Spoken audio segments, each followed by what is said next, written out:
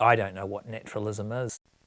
The world that you take the audience into your movie, or you know, is it's got to look like the world they know, but it's not a real world. It's the world you've asked them to arrive in.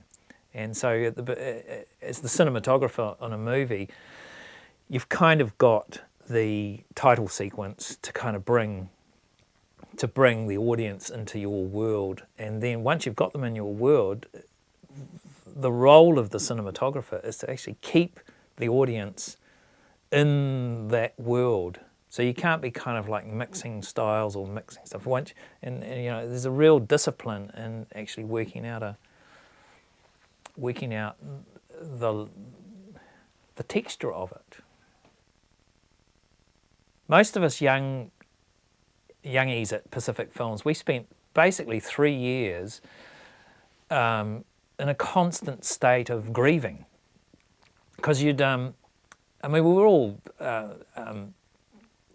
white middle class kids who'd had this sort of romantic notion of running away and, you know, making movies and all this wonderful stuff we'd see at Film Society, all the European movies and stuff like that, and we'd go, oh God, we could be just like that, we could be doing this, you know.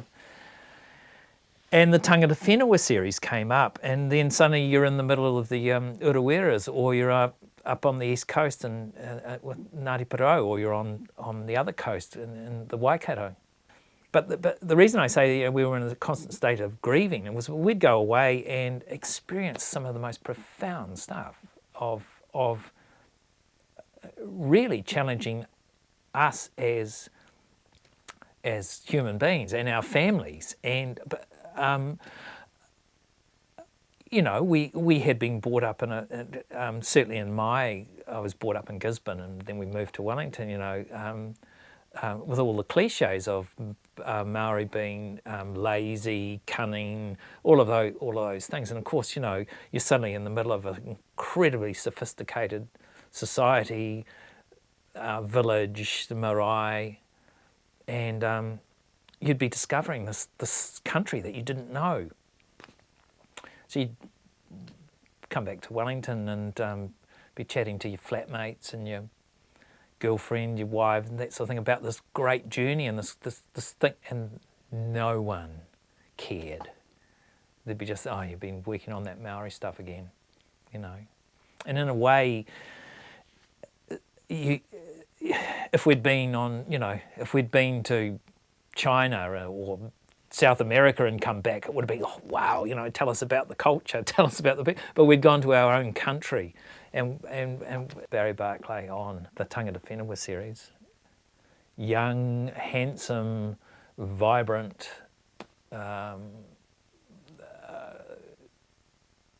Chief Waving Hand, we called him. He would not articulate all that much, but we kind of knew what the task was. And so there was the Tangata Whenua series, and then suddenly a big jump in the early 90s to Rua, and I'm doing the New Zealand side of that. And I have to say, Barry's script of Te Rua is just fantastic. It's a flawed script in terms of, like, it's probably 3 drafts.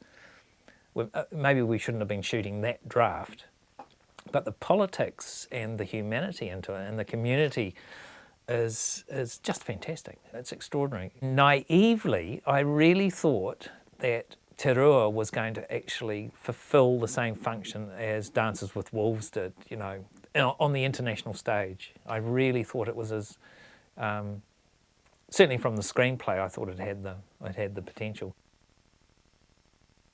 The way that All the Way Up There came about was Graham Dingle and I had become good buddies on the 2 previous Himalayan expeditions, and he had built the Outdoor Pursuit Centre and was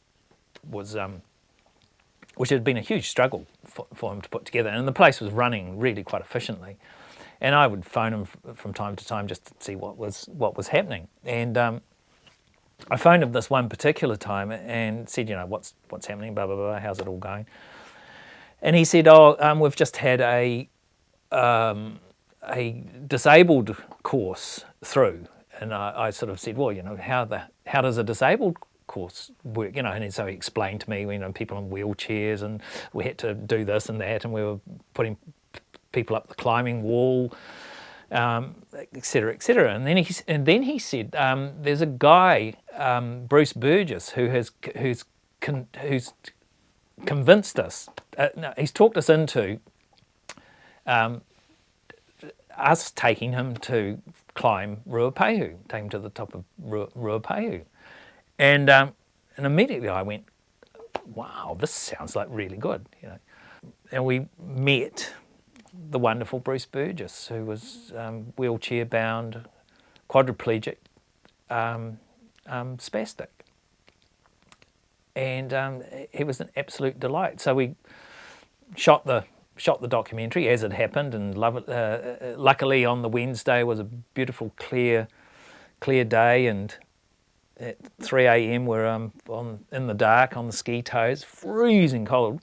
Both cameras froze solid, you know, of course, thinking, oh God, this is not going to go well at all. And then the sun comes up and the cameras warm up slightly, you know, you have batteries in your... and Bruce summited, and we came down, and it ran with middle-aged speed, and it was an absolute hit. The year after we'd completed it, it was 79 or 80, it must have been 79, was the United Nations Year of the Disabled. And that movie played on TV channels throughout the world. You know how there's a moment in your career where you know that it's the perfect thing to come along for the perfect moment to where you are actually so ready for it that there's no way that you can mess it up.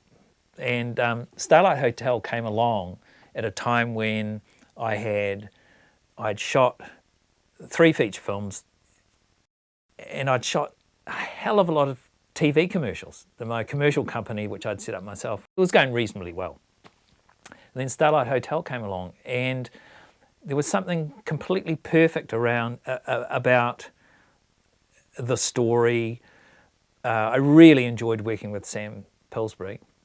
We prepared for it like you wouldn't believe. We went to every location many times, at least 3 times. 30s road movie where we were never on the roads really.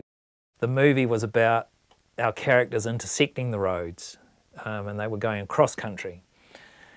And I had this idea of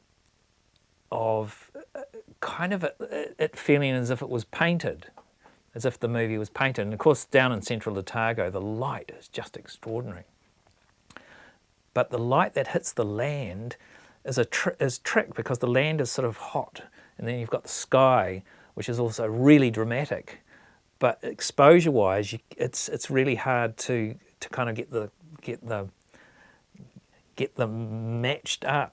So I used, some people say overused, but I used graduated filters on the camera to actually enhance the sky by putting colour into it and polarising it. And then I also enhanced the land, which meant that the actors in the foreground then had to be lit quite heavily.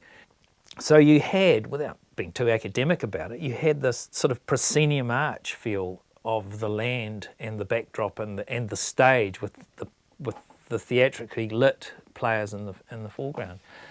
And I got some fantastic reviews.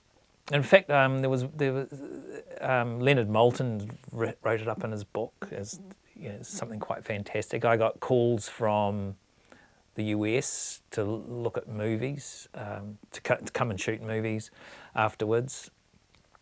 And but one of the problems was that Mirage kind of went broke at the, well, it went through one of its wiggly patches. So that film disappeared.